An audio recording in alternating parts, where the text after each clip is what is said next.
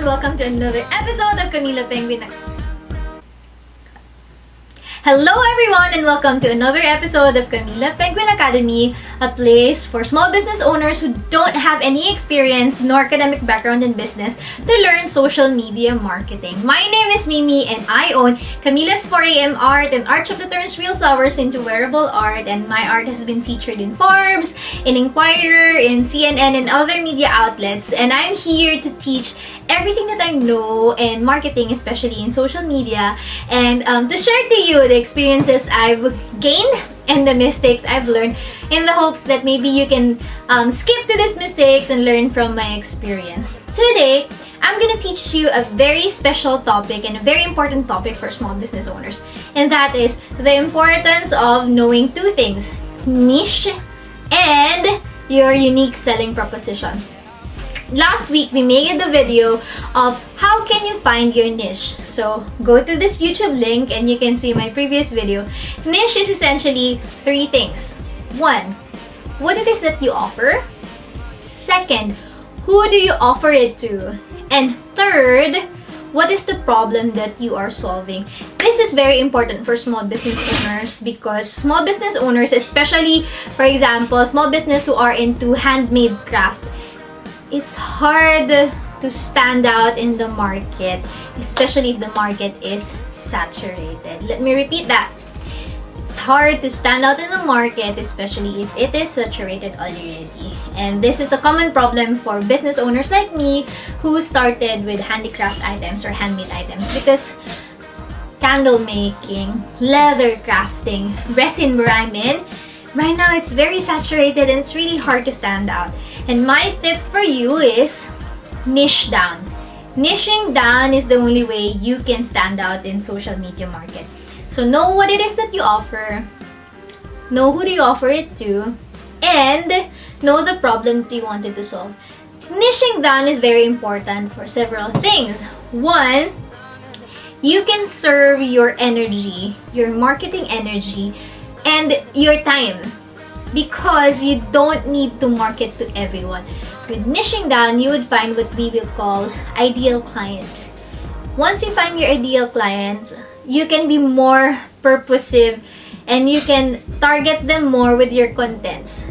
You will know deeply, you will have a deep understanding of what they want, who they are, where can you find them and whatnot. Let me give you an example later. And more importantly, niching down can help you build your contents and help make sure that the contents that you build, they're gonna be resonating. Your audience will be resonating to it. So for example, you can say, I am a dried flower artist. Saying dried flower artist, you're actually not niching down, because there's so many people who are doing dried flower artistry. But for example, if you say, I'm a dried flower artist who provides for bride, then you already narrow down your target. You already know what you offer. Dried flower bouquet, who do you offer it to? Bride. Now you might ask yourself, what might be the problem of brides who would want dried flower? I can think of several things. For example, you might want to be targeting dried bouquet for brides who are pursuing a sustainable lifestyle, because dried flowers are more sustainable than fresh flowers, because you don't need to throw them away. They can last for a longer time, therefore it's more sustainable. I would guess this is for brides who has problems about let's say they want something vintage. They don't want a traditional kind of wedding. So they would be looking for alternatives out there. So once you niche down on that level, I am a dried flower artist providing wedding bouquet for brides who wants to live a more sustainable life. That is niching down. You know what's the beautiful thing about this? You already know who's your target. So So I can expect that once you've identified your target, you can then re-strategize your content. What will be your content? You will be making contents for brides. You will be making contents on tips and tutorials. You can make contents about gowns. You can easily find your partners. If you're looking for partners who you can collaborate with bridal suppliers, collaborate with gown suppliers. And also, you can capture the kind of values your target audience is having. Sustainability, ethical consumption. So you can start posting about how can you make your wedding more sustainable using dry leaves and whatnot. So as you can see, the content ideas that you can come up with is enormous. And for sure, these are the contents that will reach the right kind of audience. Versus you will just be posting about your dried flower bouquet because everyone else is doing that. So don't be like that. As a small business owner, you cannot serve everyone. You don't have the resources. So start very, very niche. It's not being small, but very, very niche. And once you grow, your capacity can grow. Your niche can grow as well to be including more people. For example, when I started Kamila's 4am art, all I know is I wanted to have a business on handcraft jewelry. I spent 6-7 months doing everything about jewelry and not getting any sales because I was just like everyone else. But when I focused on dried flowers, when I focused on using flowers, then I became more niched and I became more targeted. And then I started, when Kamila 4am art started, we started with preserving flowers for brides, for people who lost their loved ones, or for couples. And then we expanded from there. This is one of the reasons why we were also successful in growing our small business. Not that successful, but at least we are in the path of being successful. So please find your niche, stick to it, and then you can find a more strategic way in making your content. For example, one good example would be one of our students. She is handling packaging and designing needs, and she's been running the business for several years already, and she confided with us that she's having a hard time making contents. And now that we're in our consultation in our classes, she told us that she decided to niche down to making marketing and branding contents for women small business owners. I was like, that was so beautiful. Now you just need to identify what might be the problem of your target audience. Maybe if they are women entrepreneurs, first, some of them might be moms and they wouldn't have the time. So you can say, I'm a marketing and branding company for women small business owners who don't have time to make their own branding and packaging material. So that's very niched. I will be one of their customer. I'm not a mom, but I don't have the time.